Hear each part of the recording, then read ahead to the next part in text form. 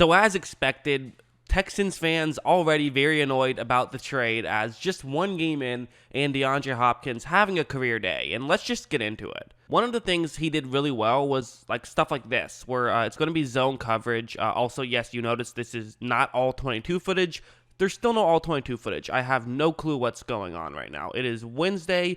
Typically, these things would be out on Tuesday, so I'm very confused. But for now, we'll still have to do the broadcast. Maybe it's just going to take longer to get out because of the coronavirus. It slows down production. I have no idea, to be honest. But anyways, back to football. What you see on the screen is it's going to be zone coverage. It's a cover 4 zone, and Hopkins is running a route that clearly is pretty good against his coverage. You know, it will get into a gap in coverage.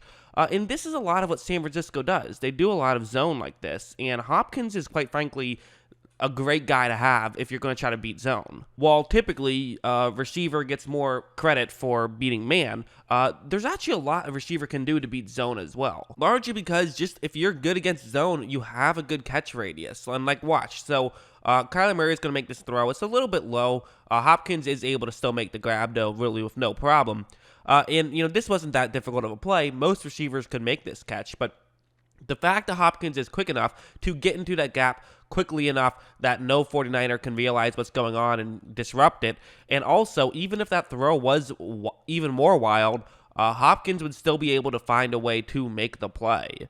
And to be honest, you know, I mean, listen, you see this incredible stat line that DeAndre Hopkins had, and you think, man, this guy must have been completely unstoppable all game. How did he manage to pull that kind of thing off? And, you know, again, he was still incredible, don't get me wrong, but you don't get 14 receptions and 151 yards unless the team that you're playing for forces you to ball a little bit, and that did happen for sure. Like right here, it's just a quick wide receiver screen. You send out a couple of, you know, it's an offensive lineman, and Larry Fitzgerald will go out the block. Also, a couple other players will block. But what's important here, and the reason why I'm bringing up this play in particular, even though there were several I could have chosen, is because this is not going to be blocked too well. An offensive lineman does a, you know, and it was more just, I believe that's Dre Greenlaw, 56. It was more just him doing a great job of reading the play, getting in, and getting himself in position to make a tackle on DeAndre Hopkins. However, for D-Hop, there's another reason why you want to force him the ball. It's not just so that you can make Bill O'Brien look like even more of a buffoon,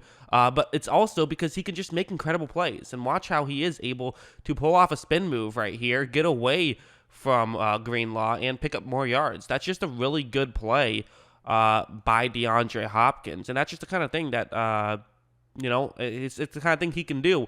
And that's why when you run those screen passes, when you run those quick passes, he's a great guy to throw the ball to. Now, it wasn't a perfect game. This one you're going to see was the one mistake I really saw with Kyler and with Hopkins. There wasn't too many bad plays. This was really the one bad one where, as you see, it's a one-on-one matchup right here. And so, you know, Hopkins, he's running a deep route.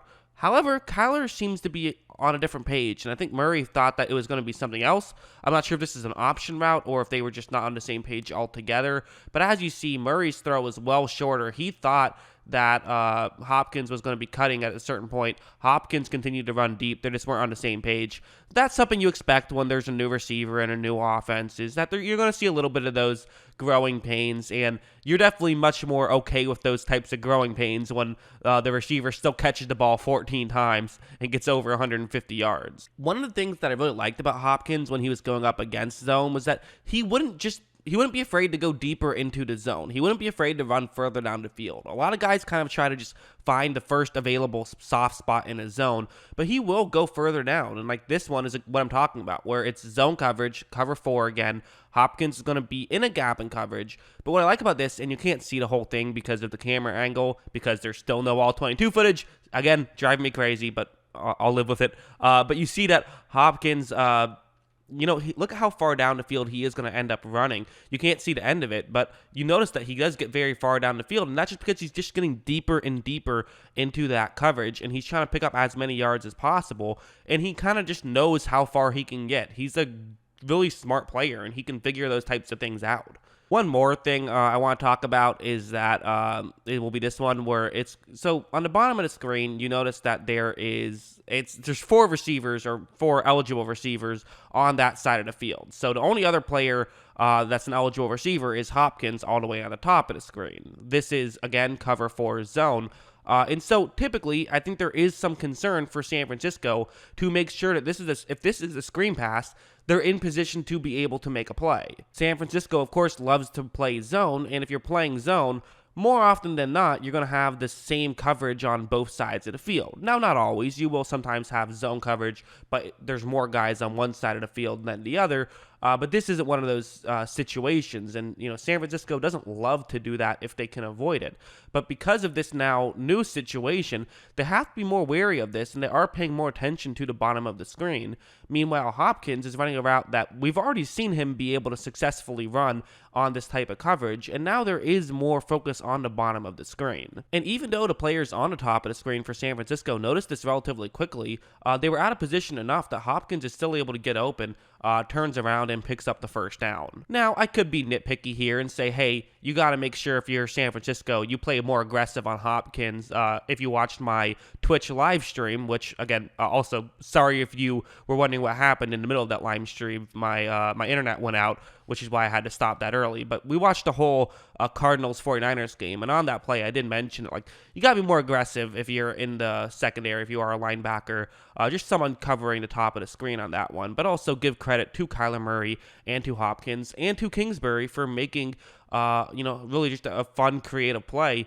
And Hopkins, I think this is just a small taste. I know the numbers were great, but I think we're going to see a lot more better play. Maybe not better numbers, but better play from Hopkins. And he was still pretty good in that game. And really what I mean by that isn't necessarily that he didn't play well. He was fantastic. But I just mean that there might be some higher degree of difficulty games that he'll have to play in later in the season. And I think that he can still do a really good job in those situations as well. Obviously, yes, San Francisco's defense is fantastic, but a lot of what they do really doesn't affect Hopkins at all. And actually, for Hopkins' job, it's actually significantly easier than some other teams he would have to go up against. So I'm interested to see what he'll do against some future defenses as well. I think it's interesting to see how good Arizona can be. I think a lot of people were surprised by this game. Personally, I want to see them do it a little bit more. I think this is a great matchup for them. I want to see them win games when they don't have necessarily a great matchup. And even next week, I think it's kind of an easier game. So it's going to be a little bit before we really get to see someone I think is a great test, but still a great win, and they legitimately have a shot to at least make the playoffs, potentially even win the division. So we'll see. What did you guys think of Hopkins' performance? Let me know in the comments below. Always love hearing from you. And of course, as always, thanks for watching.